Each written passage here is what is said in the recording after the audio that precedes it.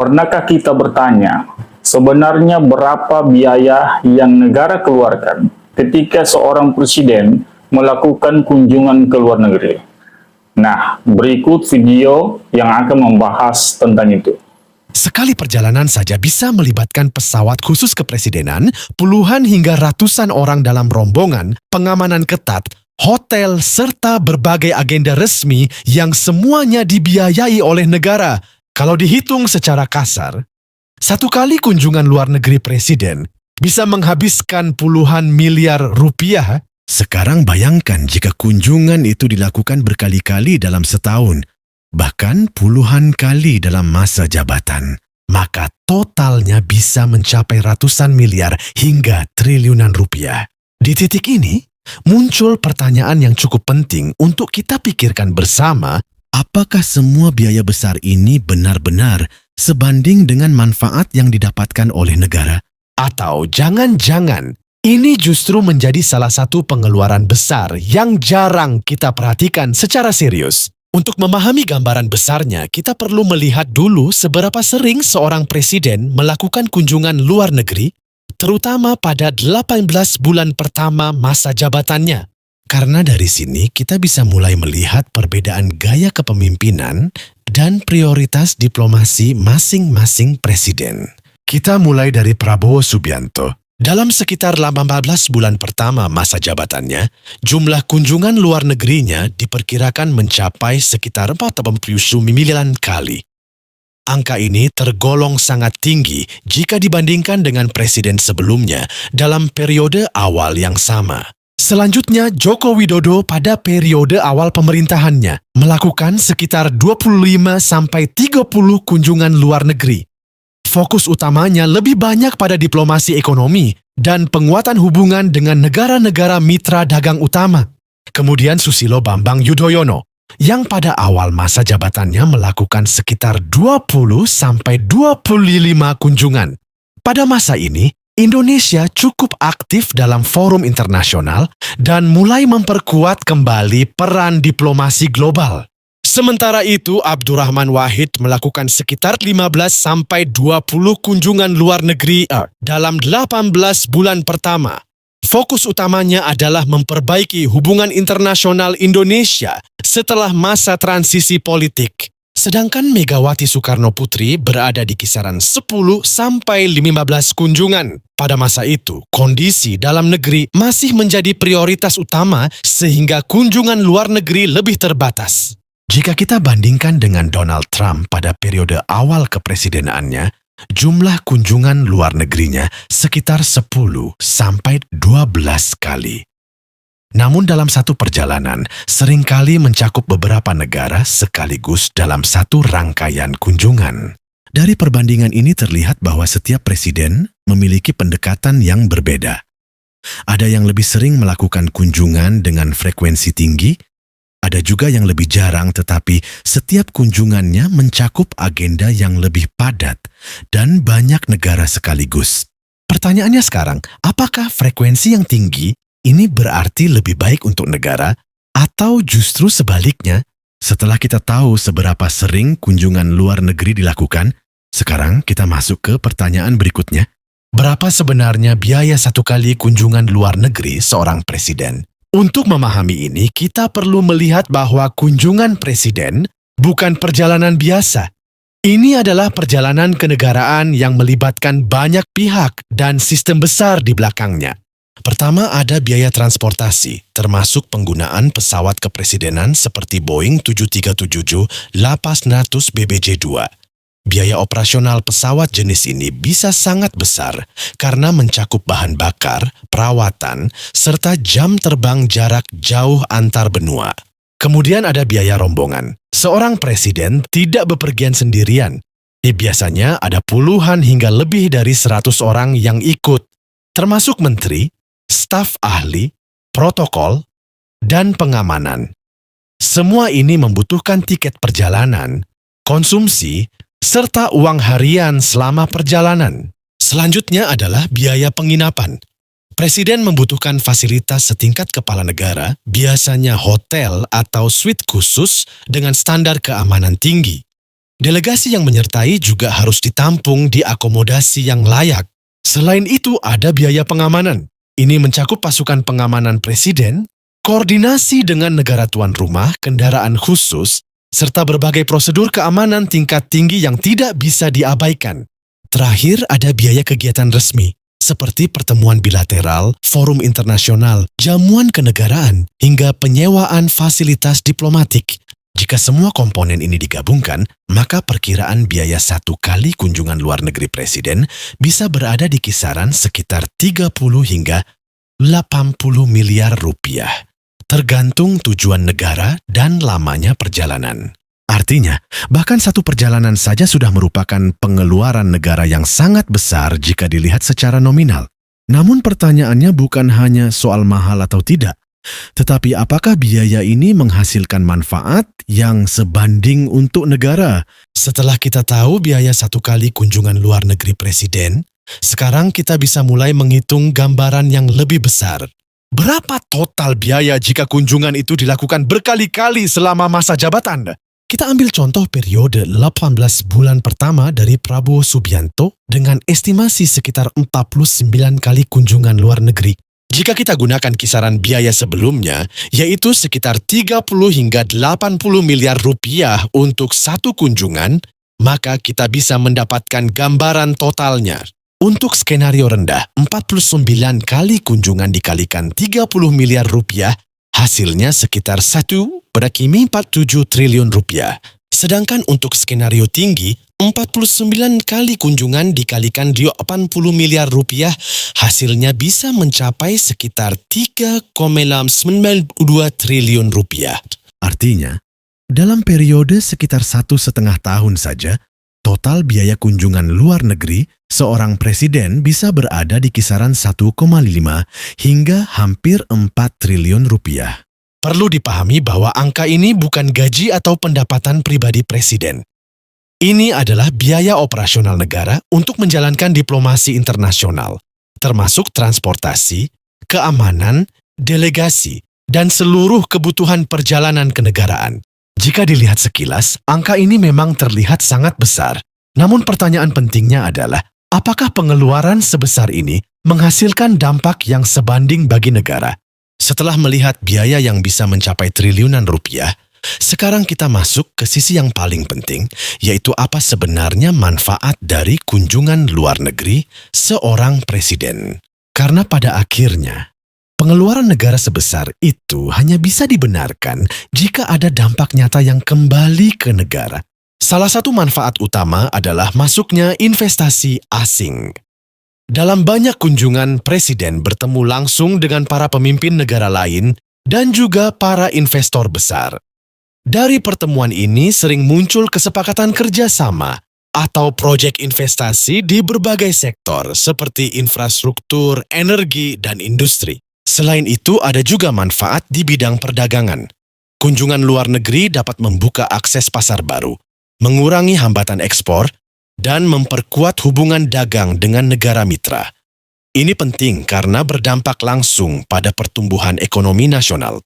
Manfaat berikutnya adalah diplomasi politik. Dengan kunjungan ini, posisi Indonesia di kancah internasional dapat diperkuat. Indonesia dapat lebih aktif dalam forum global, serta membangun pengaruh dalam isu-isu penting dunia. Selain itu, ada juga kerjasama di bidang keamanan dan teknologi. Banyak perjanjian internasional yang mencakup pertukaran teknologi, pelatihan militer, hingga kerjasama dalam menghadapi isu global seperti terorisme dan perubahan iklim. Jika dilihat secara keseluruhan, manfaat dari kunjungan luar negeri ini tidak selalu langsung terlihat dalam bentuk uang. Banyak hasilnya bersifat jangka panjang dan baru terasa setelah beberapa tahun. Namun satu hal yang penting untuk dipahami adalah bahwa semua manfaat ini sangat bergantung pada tindak lanjut setelah kunjungan dilakukan. Tanpa implementasi yang jelas, hasil dari pertemuan tersebut bisa saja tidak memberikan dampak yang signifikan. Setelah kita membahas biaya dan juga manfaat dari kunjungan luar negeri presiden, sekarang kita sampai pada pertanyaan inti dari video ini. Apakah semua biaya besar tersebut benar-benar sebanding dengan manfaat yang didapatkan negara? Jawabannya tidak bisa sesederhana ya atau tidak, karena hasil dari diplomasi luar negeri sangat bergantung pada apa yang terjadi setelah kunjungan itu selesai. Jika sebuah kunjungan berhasil membawa investasi besar, misalnya proyek industri atau infrastruktur bernilai puluhan hingga ratusan triliun rupiah, maka biaya perjalanan yang hanya puluhan miliar rupiah sebenarnya menjadi sangat kecil dibandingkan hasil yang masuk ke negara. Dalam kondisi seperti ini, kunjungan luar negeri bisa dianggap sebagai investasi negara yang sangat menguntungkan.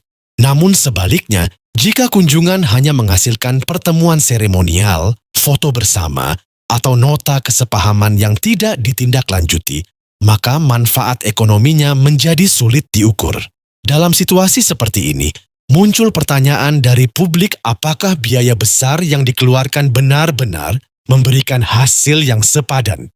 Hal ini yang membuat penilaian terhadap kunjungan luar negeri tidak bisa hanya dilihat dari jumlah perjalanan atau besarnya biaya, tetapi harus dilihat dari hasil konkret yang benar-benar terrealisasi di lapangan.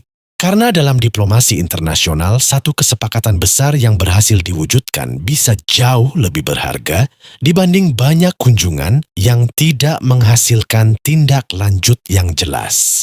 Untuk menilai apakah pengeluaran kunjungan luar negeri presiden itu wajar atau tidak, kita perlu melihat konteks yang lebih besar, yaitu kondisi ekonomi negara. Indonesia saat ini memiliki ekonomi yang relatif stabil dengan pertumbuhan sekitar 5% per tahun. Namun di sisi lain, negara juga menghadapi banyak kebutuhan besar, mulai dari pembangunan infrastruktur, peningkatan kualitas pendidikan, hingga layanan kesehatan. Artinya, meskipun anggaran negara cukup besar, setiap pengeluaran tetap harus dipertimbangkan dengan sangat hati-hati agar memberikan dampak maksimal bagi masyarakat. Jika kita kembali ke biaya kunjungan luar negeri presiden yang bisa mencapai triliunan rupiah dalam satu periode, angka ini memang terlihat besar secara nominal. Namun jika dibandingkan dengan total anggaran pendapatan dan belanja negara, jumlah tersebut sebenarnya relatif kecil secara persentase. Tetapi yang menjadi perhatian bukan hanya besar kecilnya angka, melainkan efektivitas penggunaannya. Dalam kondisi ekonomi seperti sekarang, setiap pengeluaran negara akan selalu dievaluasi dari sisi manfaat langsung maupun tidak langsung bagi masyarakat. Di satu sisi, diplomasi luar negeri sangat penting untuk membuka peluang investasi, memperluas perdagangan, dan memperkuat posisi Indonesia di dunia internasional. Semua ini bisa berdampak positif bagi pertumbuhan ekonomi jangka panjang. Namun di sisi lain, publik juga wajar jika mempertanyakan apakah frekuensi kunjungan yang tinggi benar-benar menghasilkan dampak yang sepadan, atau apakah sebagian agenda tersebut bisa lebih dioptimalkan. Jadi, dalam konteks ekonomi Indonesia saat ini, pengeluaran untuk kunjungan luar negeri bisa dianggap wajar, tetapi tetap harus selalu disertai dengan transparansi dan hasil yang jelas agar dapat dipertanggungjawabkan kepada publik. Untuk menilai apakah praktik kunjungan luar negeri presiden ini wajar atau tidak, kita juga perlu melihat bagaimana negara lain melakukannya. Karena pada dasarnya, diplomasi luar negeri adalah hal yang umum dilakukan oleh semua negara di dunia. Hanya saja pendekatan dan intensitasnya bisa berbeda. Negara besar seperti United States misalnya, juga sangat aktif dalam kunjungan luar negeri presiden. Seorang presiden Amerika Serikat biasanya melakukan perjalanan ke berbagai negara untuk membahas isu global, perdagangan, hingga keamanan internasional. Meskipun jumlah perjalanannya tidak selalu tinggi, setiap kunjungan biasanya memiliki dampak geopolitik yang besar. Hal yang sama juga terjadi pada China. Pemimpin negara ini aktif melakukan kunjungan ke berbagai kawasan strategis untuk memperkuat kerjasama ekonomi, terutama melalui investasi dan proyek infrastruktur global. Perbedaannya biasanya terletak pada strategi. Ada negara yang lebih sering melakukan kunjungan langsung dengan frekuensi tinggi, dan ada juga yang lebih memilih kunjungan yang lebih jarang tetapi dengan agenda yang sangat besar dan terfokus. Selain itu, negara besar umumnya memiliki kapasitas ekonomi dan diplomasi yang lebih kuat sehingga biaya kunjungan luar negeri menjadi bagian kecil dari strategi global mereka. Jika dibandingkan dengan negara berkembang seperti Indonesia, pendekatannya tetap serupa dalam hal tujuan, yaitu untuk menarik investasi, memperkuat perdagangan, dan meningkatkan pengaruh diplomatik. Namun skala dan efisiensinya sering menjadi bahan evaluasi publik. Dari sini kita bisa melihat bahwa kunjungan luar negeri presiden bukanlah sesuatu yang hanya terjadi di satu negara saja, tetapi merupakan bagian dari praktik umum dalam hubungan internasional. Setelah kita membahas mulai dari jumlah kunjungan, biaya hingga manfaatnya, kita bisa menarik beberapa kesimpulan penting dari seluruh pembahasan ini. Pertama, kunjungan luar negeri seorang presiden memang membutuhkan biaya yang besar jika dilihat secara nominal. Dalam satu periode 18 bulan saja, totalnya bisa mencapai triliunan rupiah. Kedua, biaya tersebut bukan pengeluaran pribadi, melainkan bagian dari sistem diplomasi negara yang mencakup transportasi, keamanan, delegasi, dan seluruh kebutuhan resmi kenegaraan. Ketiga, manfaat dari kunjungan luar negeri ini tidak selalu langsung terlihat. Sebagian besar berupa investasi jangka panjang, kerja sama ekonomi, perdagangan, dan penguatan posisi diplomatik suatu negara. Keempat, efektivitas kunjungan sangat bergantung pada hasil nyata yang terjadi setelahnya. Tanpa tindak lanjut yang jelas, manfaatnya bisa menjadi tidak maksimal. Dan kelima, jika dilihat dalam konteks anggaran negara, pengeluaran ini sebenarnya relatif kecil, namun tetap menjadi perhatian publik karena menyangkut penggunaan uang negara dan prioritas pembangunan. Jadi pada akhirnya, pertanyaan apakah kunjungan luar negeri presiden itu sebanding atau tidak memiliki jawaban yang mutlak. Semua kembali pada satu hal utama, yaitu apakah setiap perjalanan benar-benar menghasilkan manfaat nyata yang kembali ke negara dan masyarakat. Pada akhirnya, pembahasan ini membawa kita pada satu kesimpulan yang sederhana tapi penting. Kunjungan luar negeri seorang presiden bukan sekadar perjalanan, bukan juga sekadar agenda formal antar negara. Di balik setiap perjalanan ada harapan untuk membuka peluang baru, memperkuat hubungan internasional, dan membawa manfaat ekonomi bagi negara. Namun, di saat yang sama, setiap perjalanan juga menggunakan sumber daya negara yang tidak sedikit. Karena itu, wajar jika publik mempertanyakan apakah semua ini benar-benar memberikan hasil yang sepadan. Yang perlu kita pahami adalah, dalam diplomasi internasional, tidak semua hasil bisa langsung terlihat. Ada yang baru terasa dalam beberapa bulan, bahkan bertahun-tahun setelahnya. Jadi, yang paling penting bukan hanya seberapa sering perjalanan dilakukan, tetapi seberapa besar dampak nyata yang kembali ke negara dan masyarakat. Dan mungkin disitulah letak pertanyaan yang sebenarnya harus kita teruskan sebagai warga negara yang peduli. Bukan hanya berapa biaya yang dikeluarkan, tetapi juga apa hasil yang benar-benar kita dapatkan. Karena pada akhirnya, setiap pengeluaran negara selalu kembali pada satu tujuan yang sama, yaitu untuk kesejahteraan rakyat. Terima kasih sudah menonton, sampai jumpa di video berikutnya.